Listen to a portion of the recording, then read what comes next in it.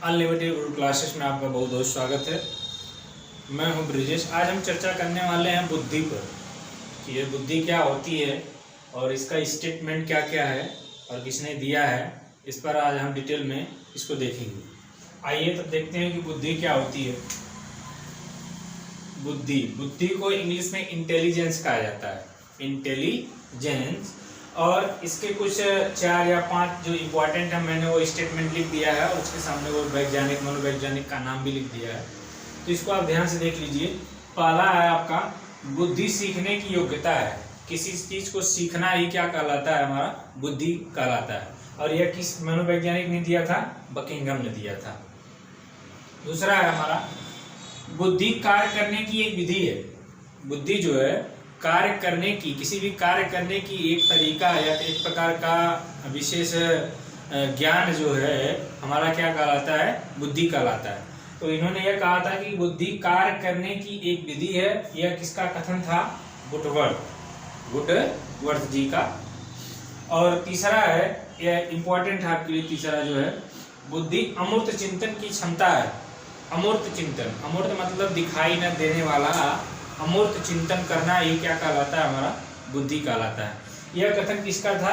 टर्मैन जी का था, टर्मैन जी का था। इसके पिछले वाले वीडियो में हम चर्चा कर चुके थे कि ये बुद्धि का मापन जो है सर्वप्रथम किसने किया था? अल्फ्रेड बीने ने किया था। तो यह 3-4 स्टेटमेंट आप देख लीजिए। अब हम देखेंगे कि बुद्धि को प्रभावित करने वाले कारक कौन कौन से हैं। यह बहुत इंपॉर्टेंट है, आपसे कारक जरूर पूछा जाए। आगे देखिए, हमने यहाँ पे बुद्धि के बारे में जो है कि 3-4 स्टेटमेंट जो आपके एग्जाम के लिए इम्पोर्टेंट था वो हमने दे दिया है। अब जो है कि आप देखेंगे कि बुद्धि को प्रभावित करने वाले कुछ कारक हैं, किससे बुद्धि पर इफेक्ट पड़ता है।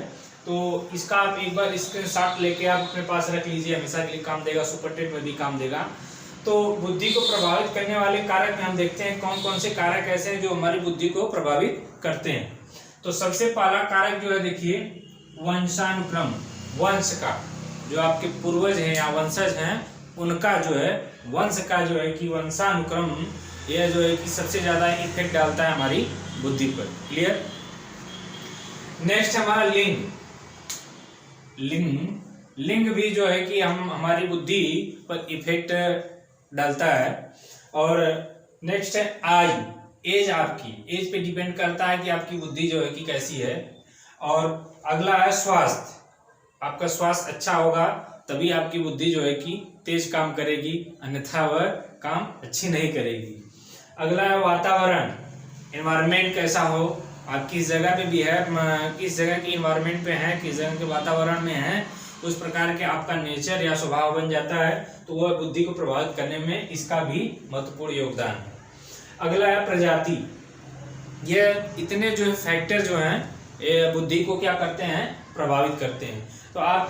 तो वंशानुक्रम, लिंग, आय, स्वास्थ्य, वातावरण और प्रजाति, इतने फैक्टर हैं जो बुद्धि को प्रभावित करते हैं। क्लियर? हम देखें कि बुद्धि को कितने भागों में डिवाइड किया गया है। तो एक मनोवैज्ञानिक का नाम था थॉर्नडाइक। इन्होंने बुद्धि को 3 भागों में डिवाइड किया। ये बहुत ही इंपॉर्टेंट है, आपसे जरूर पूछा जाएगा, एग्जाम में एक क्वेश्चन रहेगा कि बुद्धि को थॉर्नडाइक के अनुसार कितने भागों में डिवाइड किया गया है। तो यह थॉर्नडाइक के अनुसार 3 भागों में डिवाइड किया गया है। पहला है अमूर्त बुद्धि, अमूर्त बुद्धि। और दूसरा है सामाजिक बुद्धि। एंड थर्ड है गामक या उसी को यांत्रिक बुद्धि भी कहा जाता है। तो यह 3 प्रकार की बुद्धि मनोवैज्ञानिक थॉर्नडाइक ने दिया था। अमूर्त बुद्धि, सामाजिक बुद्धि, गामक या यांत्रिक बुद्धि। इस पर हम एग्जाम्पल भी देख लेते हैं कि अमूर्त बुद्धि में क्या क्या हो सकता है, सामाजिक बुद्धि में कौन कौन से लोग आ सकते हैं, और गामक या यांत्रिक बुद्धि में कौन कौन से लोग आ सकते हैं।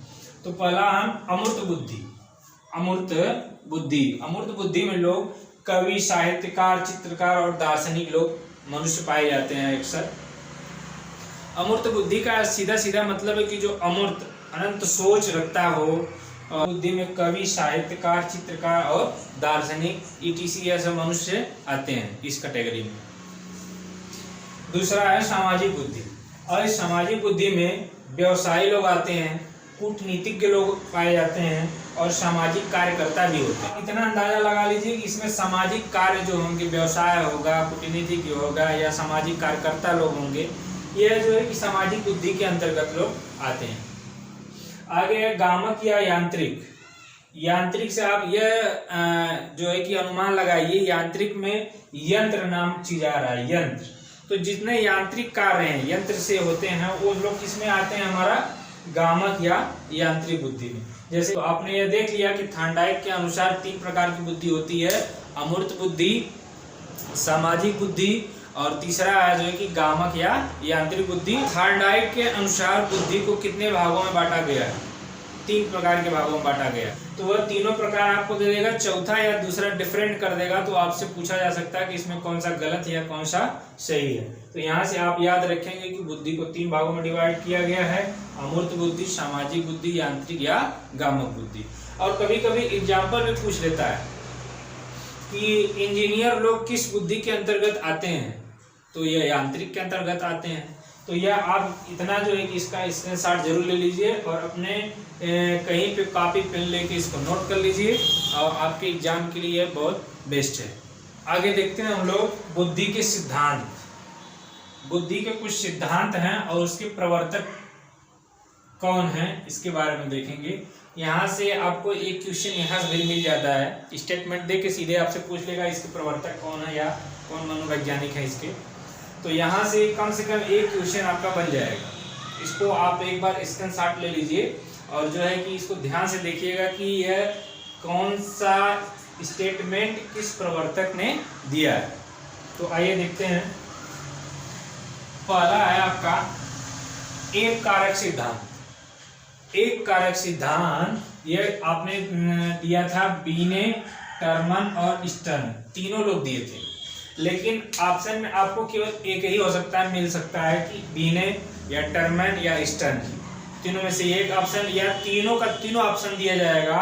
तो आप तीनों ऑप्शन पे टिक लगाएंगे, ठीक है। आगे चलते हैं। दूसरा द्विकारक सिद्धांत। यह द्विकारक और 3 कारक 2 ठो है। यह द्विकारक और 3 कारक सिद्धांत को दोनों को स्पीयरमैन ने दिया था। किसने दिया था? स्पीयरमैन ने। आप सीधे सीधे दिमाग में अपने बनाइएगा कि एक कारक सिद्धांत जो है कि 3 वैज्ञानिक दिए थे। कौन कौन से मनोवैज्ञानिक थे? स्टर्न थे, बीने थे और टर्मन थे। एक सिद्धांत और द्विका और त्रिकारक सिद्धांत के एक ही मनोवैज्ञानिक है जिसका नाम था स्पीयरमैन, केवल स्पीयरमैन है। तरल ठोस बुद्धि का सिद्धांत बहुत बार पूछा गया है क्वेश्चन रिपीटेड के एग्जाम में कि तरल ठोस बुद्धि का सिद्धांत किस मनोवैज्ञानिक ने दिया था? तो ये आरबी केटल साहब है। आरबी केटल साहब ने इन्होंने तरल ठोस बुद्धि का सिद्धांत दिया था। 5वां है आपका पदानुक्रमित सिद्धांत। पदानुक्रमित सिद्धांत यह फिलिप बर्नन ने दिया था। फिलिप बर्नन। यह देखिए 6वां, वेरी वेरी मोस्ट इंपॉर्टेंट, संज्ञानात्मक विकास का सिद्धांत। संज्ञानात्मक विकास का सिद्धांत जीन पियाजे ने दिया था। जीन पियाजे ने संज्ञानात्मक विकास का सिद्धांत, बुद्धि का सिद्धांत किस मनोवैज्ञानिक ने दिया था? तो यह जीन पियाजे ने दिया था। यह आगे हम जो है कि इस वीडियो के नेक्स्ट वीडियो में हम संज्ञानात्मक विकास पर डिटेल में चर्चा करेंगे। यहाँ से भी कम 2 या 3 क्वेश्चन संज्ञानात्मक विकास से पूछा जाता है। यहाँ पे तो केवल बुद्धि के सिद्धांत में आ गया तो आपको डिटेल दे रहे हैं। संज्ञानात्मक विकास का सिद्धांत किसने दिया था? जीन पियाजे ने दिया था। आगे 7वां जीएस कारक का सिद्धांत। जीएस फैक्टर कहे या जीएस कारक सिद्धांत कहे। जीएस का मतलब जनरल, एस का मतलब स्पेसिफिक। जनरल स्पेसिफिक का सिद्धांत कहिए चाहे जीएस फैक्टर का लीजिए, दोनों का स्पीयरमैन जी है। कौन है? स्पीयरमैन। आगे 8वां बहुकारक का सिद्धांत किसने दिया था? बहुकारक का सिद्धांत थॉर्नडाइक ने दिया था। एक बार फिर देख लीजिए, एक कारक का सिद्धांत 3 मनोवैज्ञानिक ने दिया था। एक कारक जब पूछेगा तो 3 वैज्ञानिक थे और 2 और 3 पूछेगा तो 1 का वैज्ञानिक थे, स्पीयरमैन थे। और जो पहला कारक था एक कारक सिद्धांत, बीने, टर्मन और स्टेन तीनों वैज्ञानिक थे। लेकिन आपके ऑप्शन में तीनों आ सकता है या तो एक ही आ सकता है। आगे है तरल ठोस बुद्धि का सिद्धांत, आरबी केटल। देखिए इसमें त या ल आ रहा, तो आप इससे ल से तुलना करके आप अपने को कंप्रोमाइज कर सकते हैं कि कैसे हम इसको याद रख सकते हैं। पदानुक्रमित का सिद्धांत फिलिप बर्नर ने दिया था। वेरी वेरी मोस्ट इंपॉर्टेंट, तो संज्ञानात्मक विकास का सिद्धांत है, किसने दिया था? जीन पियाजे ने दिया था। जीन पियाजे ने दिया था। जीएस फैक्टर या जीएस कारक का सिद्धांत स्पीयरमैन ने दिया था। बहुकारक का सिद्धांत थॉर्नडाइक ने दिया था। 3-4 स्टेटमेंट आपको बुद्धि का याद रखना है, और जो है कि बुद्धि को प्रभावित करने वाले कारक कौन कौन से थे ये याद रखना है कि 4 ऑप्शन में आपको अभी पूछा जा सकता है, और यहाँ जो है कि बुद्धि के सिद्धांत में क्या क्या है ये आपको देखना है। और थॉर्नडाइक के अनुसार बुद्धि को कई भागों में डिवाइड किया गया था? 3 भागों में, अमूर्त बुद्धि, और जो है कि गामक या यांत्रिक बुद्धि, एक सामाजिक बुद्धि। 3 प्रकार की बुद्धि थॉर्नडाइक ने दिया था।